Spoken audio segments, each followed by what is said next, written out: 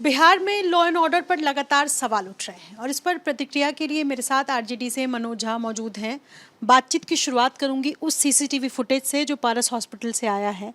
5 अपराधी बिना चेहरे पर मास्क लगाए खुल्लम खुल्ला पहुंचते हैं और कट्टा निकालते हुए सीसीटीवी की तरफ देखते हैं और उसके बाद मर्डर को अंजाम देते हैं। क्या कहेंगे? देखिए, मैं आपसे क्या कहूँ, जब आपसे बात कर रहा हूँ इससे पूर्व भी जब मैंने सीसीटीवी फुटेज देखी या सुबह जब ये खबर देखी, रोंगटे खड़े हो जाते हैं। इसलिए नहीं कि हम प्रतिपक्ष में हैं, विरोध में हैं तो इसलिए हर चीज़ का विरोध करें। नेता प्रतिपक्ष ने भी इस पर प्रतिक्रिया दी है। लॉलेसनेस लॉ बन गया है इस राज्य में।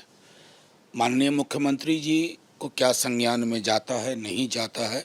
अगर संज्ञान में जाता है और तब ये हालत है, क्योंकि अभी मैं आपसे बात कर रहा हूँ, यू कैन चेक, हो सकता है कहीं आपराधिक घटना हो गई हो जिस वक्त हम लोग बात कर रहे हैं आए दिन। और अगर मुख्यमंत्री जी तक सूचनाएं नहीं जाती हैं तो और भी है कि चला कौन रहा है। मैं सिर्फ इतना कहना चाहता हूँ, सीसीटीवी फुटेज को देखने के बाद एक डरावनी फिल्म का दृश्य दिख रहा। एक एक बिहारी किसी भी स्तर पर हो, रसूखदार हो, गैर रसूखदार हो, आज अपनी ज़िंदगी को लेकर के आश्वस्त नहीं है, अपनी बेटी बेटों के ज़िंदगी को लेकर के आश्वस्त नहीं है। तो जब पूरा लॉ एंड ऑर्डर मैकेनिज्म ज़मींदोज हो जाता है, अब पता नहीं किस मुंह से कल तारीफ की बातें कर पाएंगे माननीय मुख्यमंत्री जी। जब पिछली बार आए थे तो बोरिंग रोड पर रोड शो किया था, ठीक उनके आने से 48 घंटे पूर्व गोलियां चलाई गई थी लहराते हुए, और ठीक उनके आने के पूर्व ये पारस हॉस्पिटल की घटना है। देश के अलग हिस्सों में अगर इस प्रकार की घटना होती है तो माननीय प्रधानमंत्री जी और उनकी पार्टी फैक्ट फाइंडिंग टीम भेजते हैं। यहाँ बिहार ने क्या बिगाड़ा है आपका? क्या बिहारियों की जान की इतनी कीमत नहीं कि एक फैक्ट फाइंडिंग टीम का आप गठन करें और लोगों को यह भरोसा दिलाएं कि नहीं, सब कुछ बिगड़ा नहीं है। ऊपर से एडीजी लॉ एंड ऑर्डर का जो बयान आया कुंदन कृष्णन का, उन्होंने कहा कि मई जून में इस तरह की घटनाएं जो हैं वो बढ़ जाती है। क्या मतलब? मैं समझता हूँ कि ये बहुत ही गैर जिम्मेदाराना, बहुत ही गैर ज़रूरी बयान है। हम जब अपने मास्टर्स के कोर्स करते थे तो उसमें क्राइम में कई थियरी होती थी।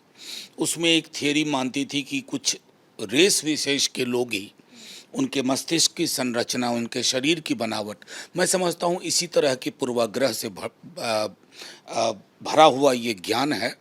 और मैं समझता हूँ कि क्या जा कर के आप बताएंगे गोपाल खेमका जी के परिवार को, आज वो व्यक्ति जिसकी पृष्ठभूमि कुछ भी रही हो, लेकिन जिस तरह से पारस हॉस्पिटल के अंदर ये घटना हुई है, या मुजफ्फरपुर की उस बेटी को कि मई जून की ये घटनाएं हैं, जून जुलाई की ये घटनाएं हैं, मैं समझता हूँ इसे हास्यास्पद भी मैं नहीं कहता हूँ, ये विद्रूप है। ये एक फेल्ड स्टेट के बारे में एक और टिप्पणी है। अब मैं मंत्रियों के 2 गैर जिम्मेदाराना जो बयान आए हैं उसके बारे में भी जिक्र करना चाहूँगी। सुबह बिहार सरकार में मंत्री अशोक चौधरी से पूछा गया इस घटना को लेकर तो उन्होंने कहा मुझे इसकी जानकारी नहीं, पता करना पड़ेगा कि अस्पताल प्रशासन कर क्या रहा था।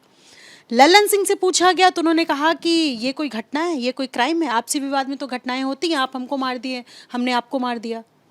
मैं क्या कहूँ, दोनों बहुत बड़े नेता हैं, इतने बड़े हैं कि अब ज़मीन से ताल्लुक़ नहीं है। जब आदमी बहुत बड़ा हो जाता है ना, तो ज़मीन की सदा उसकी आवाज़ नहीं जाती है। दोनों ही नेताओं को ये भी मुगालता है कि बिहार पृष्ठभूमि से वही चला रहे हैं। मैं सिर्फ इतना कहूँगा कि जिनके परिवार में इस तरह की होती, चाहे मुजफ्फरपुर की बेटी हो, चाहे गोपाल खेमका जी का हो, चाहे पूर्णिया की घटना हो, चाहे आज ये पारस की घटना हो, ये बता रहा है कि इस राज्य में कानून व्यवस्था कुछ नहीं है। तेजस्वी जी जब कहते हैं ना तो महज आलोचना के लिए नहीं कहते हैं। विपक्ष का काम आपके ऑर्केस्ट्रा में शामिल होना नहीं है। विपक्ष का काम है आपको आगाह करना, आपको सुधरने और सुधारने का मौका देना। लेकिन अगर इस प्रकार के लोग हैं पूरे बिहार को क्षण भर में पता चल गया कि पारस अस्पताल में क्या हुआ, अगर माननीय मंत्री अशोक चौधरी जी को नहीं पता तो मुझको लगता है कि नए सिरे से उनको अपने सार्वजनिक जीवन की प्राथमिकताओं को देखना होगा। जंगल राज को लेकर के जो सवाल उठाते हैं, आपको मैं आपको कई दफ़ा आपके माध्यम से भी कहा है कई लोगों को कि जिस जंगल राज की बात ये करते हैं ना, तथाकथित आंकड़ा ला करके कॉन्क्लेव आपका चैनल करता है, कॉन्क्लेव कर ले, मैं जिम्मेवारी लेता हूँ, अपने दल की ओर से आऊँगा, आंकड़ा दर आंकड़ा बात करूँगा।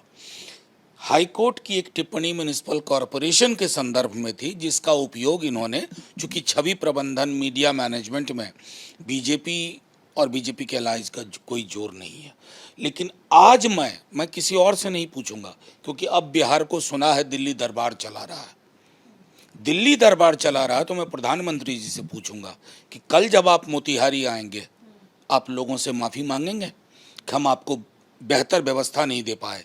प्रतिदिन हत्या, बलात्कार जैसी घटनाएं हो रही हैं, अटेम्प्ट टू मर्डर हो रहा है। मेरा सवाल सीधे प्रधानमंत्री जी से है, क्योंकि सुना है कि बिहार की सरकार अब पूरी की पूरी उनके और गृह मंत्री के नियंत्रण में। बहुत शुक्रिया हमसे बातचीत करने के लिए। अपने सहयोगी शैलेश सिंह के साथ निधिश्री, एबीपी न्यूज़ पटना।